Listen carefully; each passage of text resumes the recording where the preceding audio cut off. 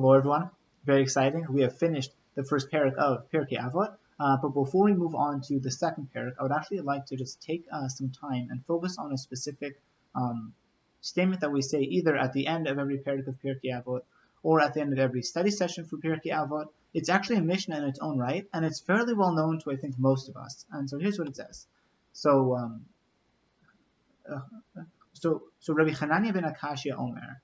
This is the final Mishnah in Masechet Makot, and it says like this. So Rabbi Hanania ben Akashia says, Ratzah HaKadosh Baruch Hu l'zachot et Yisrael, the Holy One, blessed be He, sought to confer merit upon the Jewish people. Lefikach hir bahem lam Torah u'mitzvot. Right, therefore He increased for them Torah and mitzvahs. Shene'amar, as it says, is a pasuk in Yeshaya. Hashem chafetz l'man tzidko yagdil Torah ve'yadir. It pleased the Lord for the sake of His righteousness to make the Torah great and glorious. So there are multiple questions we could ask about this.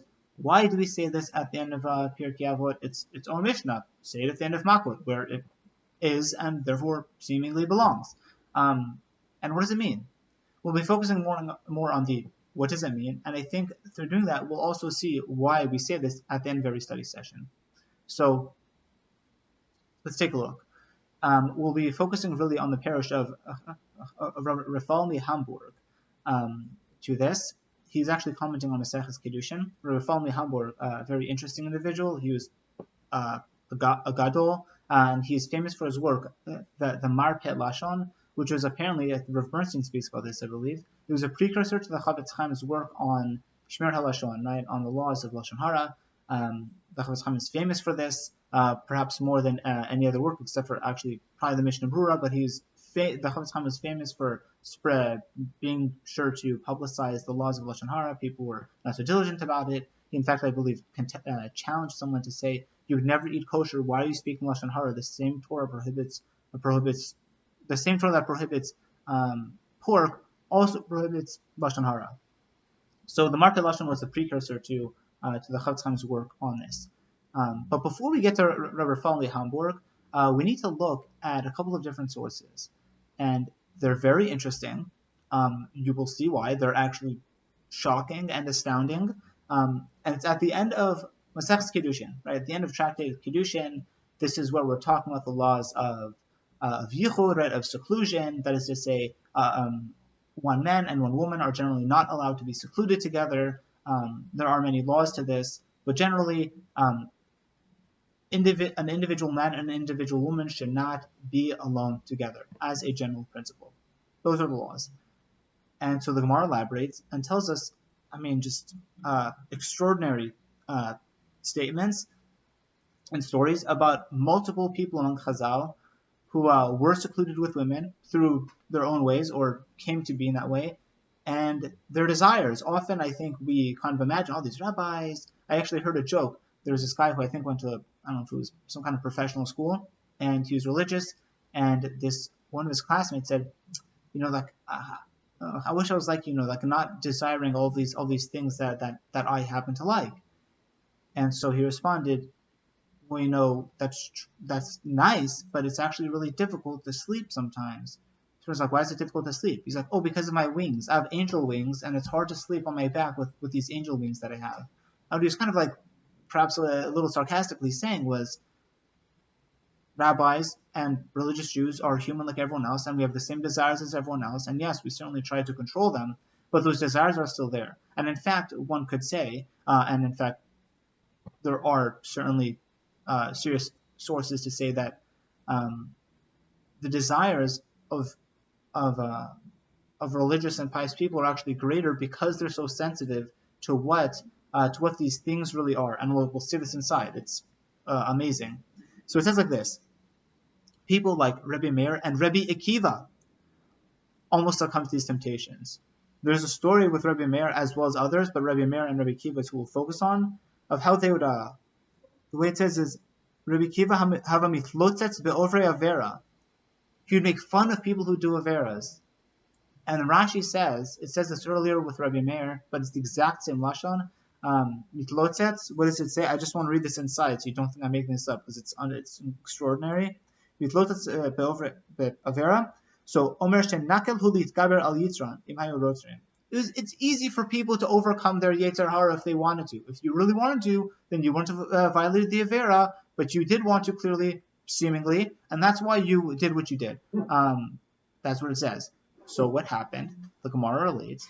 Okay, so the Satan came and tempted them in the form of a woman, either across the river or on the top of a tree, something like that, and no less an authority than Rabbi Meir and Rabbi Akiva himself were climbing and making their way over to do this Avera because they happened to feel in this woman and their desires overpower them and they went to go do the deed until the Gemara tells us their Yetzer left them, as in it seems like the Satan disappeared, the woman disappeared, right? It was really the Satan who was trying to cause them to stray, and effectively the Gemara says, if I had not been told by Shamayim to leave, I would have effectively reduced you to nothing. That's more or less what the Gemara says, which is unbelievable. We see Rabbi Akiva and Rabbi Meir and multiple other people among Chazal, right? The Amoraim, some of our greatest sages ever. I mean, Rabbi Akiva himself would have fallen with their desires for women. That's what it says. So that's the background here. Okay. So now let's go to the end of the first Perek of Masechet Kiddushin, where we see again just astonishing stories. We'll just go back to the end of we'll go back to that same page at the end of Kiddushin in general, and we see Rav Yehuda, right? So two senior Amoraim. Rav was the first generation. He actually sat on the beis din for Rabbi Yehuda Nasi, the compiler of the Mishnah, and Rabbi Yehuda, who was his Talmud. So senior Amoraim. And they were in a questionable situation with a woman. They're on the road, and there was a girl, and it was interesting. And so Rav said, we have to get out of here.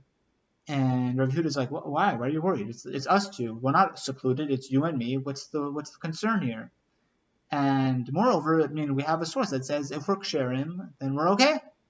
And Rav says, who says we're the ksherim? We're not the ksherim. The ksherim are the people we'll see at the end of the first Perek of Kiddushin. So who are these ksherim? One of them is Rabbi Tzadok. Rabbi Tzadok says like this. First, it opens with the pasuk, Gibore koach osei devaro lishma kol devaro. So the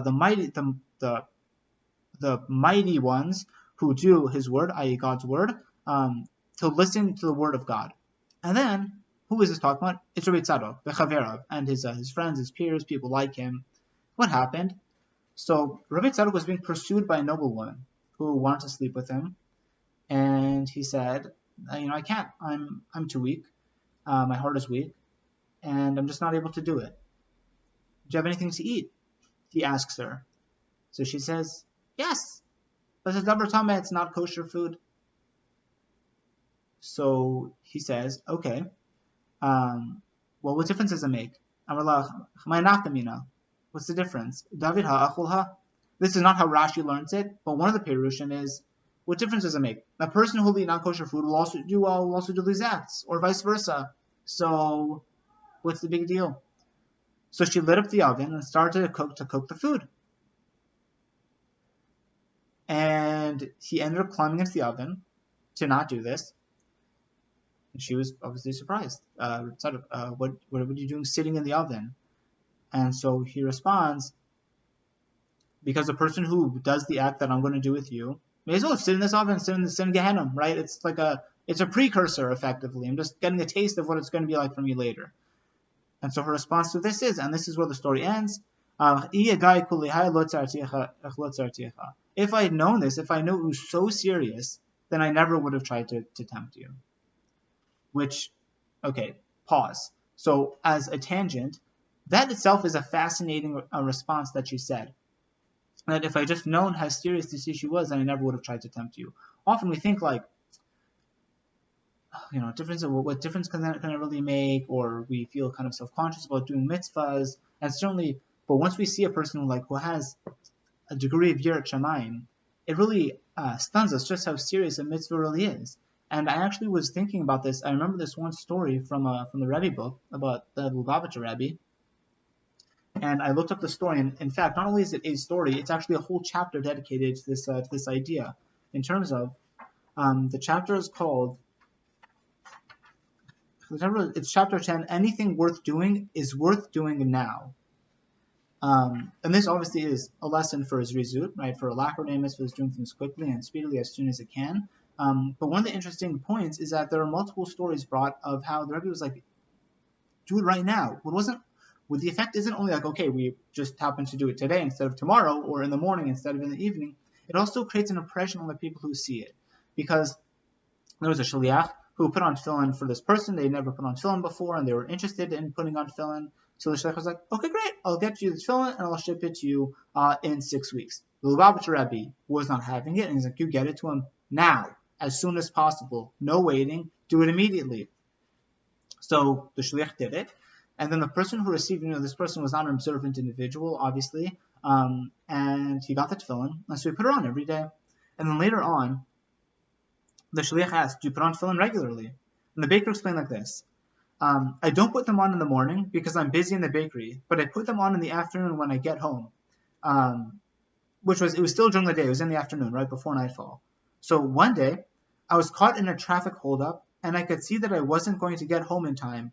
Once it becomes dark, it is forbidden to put on tefillin. So I ditched the car, and I went home on foot, because it was so important to you that I should put on tefillin, I wasn't going to miss it. There you go. As in, this person would have been like, okay, if you sent it to me after 6 weeks, then I assumed that it could wait for 6 weeks. But the fact that you did it immediately, you showed me just how important it is to do it right now. Now I understand that this is something that can't wait. This isn't something, okay, whatever, you can skip a day, what's the big deal, go on vacation, just leave your tefillin home, they're clunky and inconvenient. Do it right now, do it right this second. And that's kind of what's going on here, in terms of, this noble woman she's pursuing a rabbi. She knows better than to serve him non-kosher food. And he's saying, like, it's not even a big deal. Non-kosher food, a person who's going to do one is going to do the other. What's the big deal? But as soon as he went and he climbed into the oven and he showed her just how severe it was, she's like, wow, gosh, if I had understood just how serious this was, I never would have even begun. And similarly, again, we see this repeatedly when a person sees, like, just how punctilious tzaddikim are about mitzvahs. You see how important it is to do it right now, or how severe a punishment is for doing an avera, or how incredible the reward is for doing a mitzvah. It really kind of it inspires us to move more quickly. So that was a tangent, but coming right back on.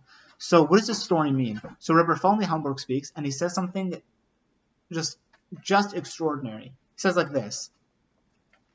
He comments on this story, and he's like, we have to understand what on earth was Rabbi Tzadok doing when he told this lady to bring him the non-kosher food. I mean, it's one thing to fall prey to this noble woman's efforts and pursuits, because Rashi says that this woman had the power to kill him if he did not engage. But like, so now you're gonna ask like non-kosher food. Like, you may as well do, like, if you're already doing one thing wrong, you may as well do two. What's the deal? Rabbi Refael Hamburg seems to, like, really, he's having trouble with this. So what was Rabbi Tzadok thinking, asking for food or non-kosher food in order to engage in this behavior?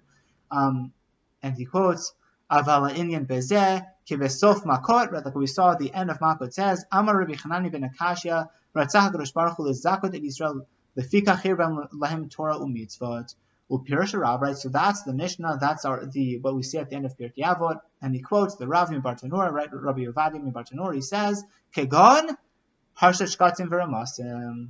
It's like eating insects and these other creepy crawlies, these disgusting things.